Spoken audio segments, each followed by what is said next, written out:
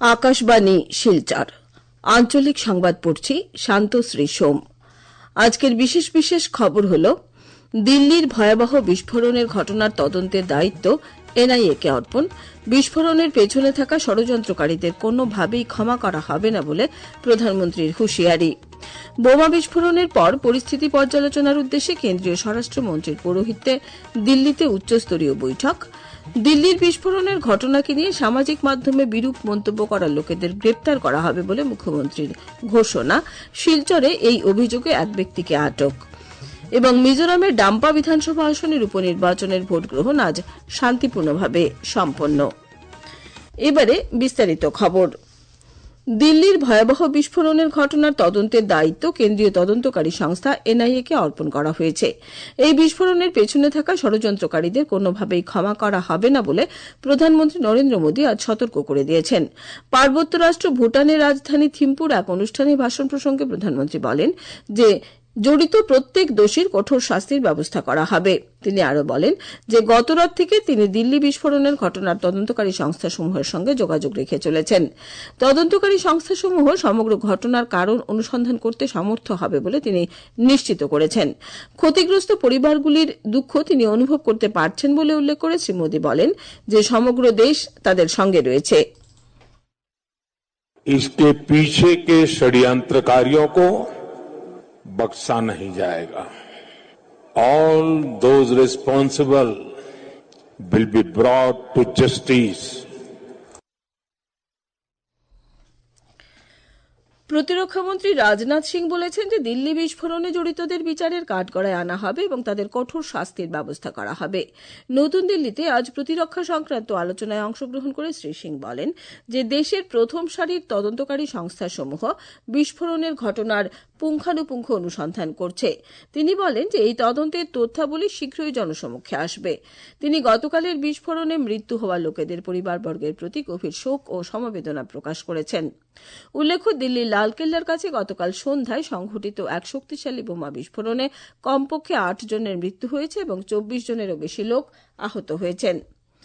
এদিকে কেন্দ্রীয় স্বরাষ্ট্রমন্ত্রী অমিত শাহ আজ তার নতুন দিল্লির বাসভবনে এই বোমা বিস্ফোরণের পর পরিস্থিতি পর্যালোচনা করার উদ্দেশ্যে এক উচ্চস্তরীয় বৈঠকে অংশ নেন। কেন্দ্রীয় স্বরাষ্ট্র সচিব, তদন্তকারী সংস্থার সঞ্চালক, দিল্লির পুলিশ আয়ুক্ত ও জাতীয় তদন্তকারী সংস্থার সঞ্চালক প্রধান এই বৈঠকে অংশগ্রহণ করেন। জম্মু কাশ্মীরের পুলিশের সঞ্চালক প্রধান ও ভার্চুয়াল ব্যবস্থার মাধ্যমে এই বৈঠকে অংশ নেন। আসামে সন্ত্রাসবাদ নির্মূল করার জন্য কঠোর পদক্ষেপ গ্রহণ করা হবে বলে মুখ্যমন্ত্রী ড হিমন্ত বিশ্ব শর্মা আজ ঘোষণা করেছেন। তিনি বলেছেন যে দিল্লির ভয়াবহ বিস্ফোরণের ঘটনাকে নিয়ে সামাজিক মাধ্যমে উল্লাস প্রদর্শন করা লোকেদের প্রয়োজনে গ্রেপ্তার করা হবে। তারা আনন্দ উল্লাস করে সন্ত্রাসবাদকে সমর্থন জানাচ্ছে বলে তিনি মন্তব্য করেছেন। এইসব লোকেদের তথ্য সংগ্রহ করে তা পরীক্ষা করে তাদের গ্রেপ্তার করতে আসাম পুলিশের সঞ্চালক প্রধানকে নির্দেশ দেওয়া হয়েছে বলে তিনি প্রকাশ করেছেন। দেশে যাতে সন্ত্রাসবাদ পুনরায় মাথা তুলতে না পারে তার জন্য জনসাধারণকে একজোট হতে হবে বলেও তিনি মন্তব্য করেছেন। এদিকে দিল্লির লালকেল্লার বিস্ফোরণের ঘটনাকে রাজনৈতিক রূপ দিতে সামাজিক মাধ্যমের পোস্টে বিরূপ মন্তব্য করার অভিযোগে শিলচর রংপুরের দুর্গাপুর এলাকার একজন অবসরপ্রাপ্ত প্রধান শিক্ষককে আটক করা হয়েছে। বাঁশকান্দি এনএম উচ্চতর মাধ্যমিক বিদ্যালয়ের এই অবসরপ্রাপ্ত প্রধান শিক্ষকের বিরুদ্ধে দিল্লি বিস্ফোরণ সম্পর্কে সামাজিক মাধ্যমের একটি পোস্টে বিরূপ মন্তব্য করার অভিযোগ উঠেছে। এদিকে কাছাড়ের অতিরিক্ত পুলিশ সুপার রজত কুমার পাল আজ এক সাংবাদিক সম্মেলনে অবসরপ্রাপ্ত শিক্ষক দিল্লি বিস্ফোরণের ঘটনাকে রাজনৈতিক রূপ দেওয়ার অপচেষ্টা করেছিলেন বলে অভিযোগ করেন। ইতিমধ্যে পুলিশ প্রশাসনের পক্ষ থেকে গোটা ঘটনার তদন্ত শুরু হয়েছে। সমগ্র কাছাড় জেলায় হাই অ্যালার্ট জারি করা হয়েছে বলেও অতিরিক্ত পুলিশ সুপার শ্রী পাল জানিয়েছেন। তিনি আরও জানান, एक सोशल मीडिया अकाउंट से एक कमेंट किया, जिस कमेंट से ये दर्शाया गया कि उसने इस न्यूज़ को पॉलिटिकल एंगल देने का ट्राई किया और हमने उस आदमी को अभी एप्रीहेंड किया है और आगे पूछताछ जारी है कि उसने क्या सोच के ऐसा कमेंट किया या इसके पीछे कोई एक मोटिवेटेड या कोई किसी का षड्यंत्र है कि किसी कम्युनिटी को आपस में डिवाइड किया जाए या नहीं। और जो न्यूज़ है उसका एग्जैक्ट कमेंट था ब्लास्ट का न्यूज़ था, लेकिन उस पर कमेंट उसने लिखा इलेक्शन इज कमिंग अहेड।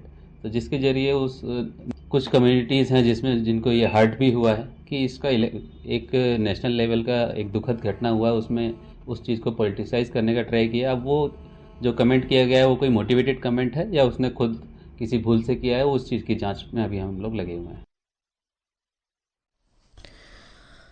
আসামের স্নাতক এবং স্নাতকোত্তর শিক্ষক পদের প্রার্থীরা আগামী বৃহস্পতিবার নিযুক্তিপত্র লাভ করবে। রাজ্য সরকারের মাধ্যমিক শিক্ষা সঞ্চালকালয় এক বিজ্ঞপ্তিতে একথা জানিয়েছে।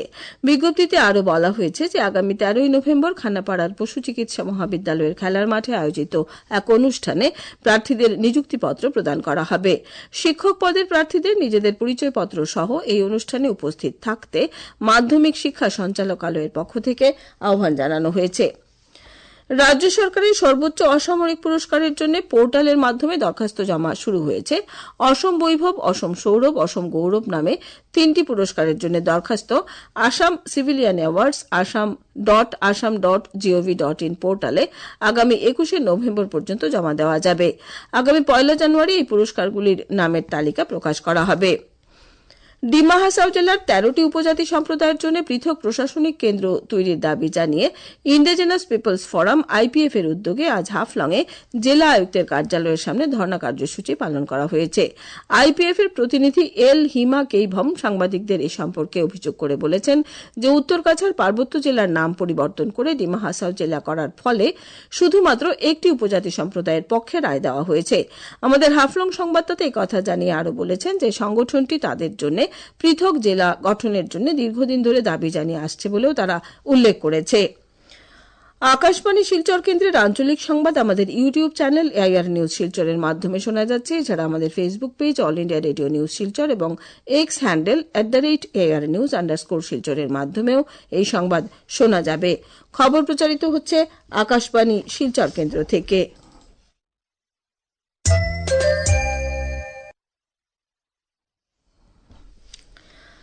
মিজোরামের ডাম্পা বিধানসভা আসনের উপনির্বাচনের ভোট গ্রহণ আজ শান্তিপূর্ণভাবে শেষ হয়েছে। এই বিধানসভা কেন্দ্রের অন্তর্গত মোট 7টি ভোট গ্রহণ কেন্দ্রে কঠোর নিরাপত্তা ব্যবস্থার মধ্য দিয়ে এই ভোট গ্রহণ পর্ব সম্পন্ন হয়েছে। এ পর্যন্ত পাওয়া খবর অনুযায়ী প্রায় 60% ভোট পড়েছে বলে প্রাথমিকভাবে পাওয়া তথ্যে জানা গেছে।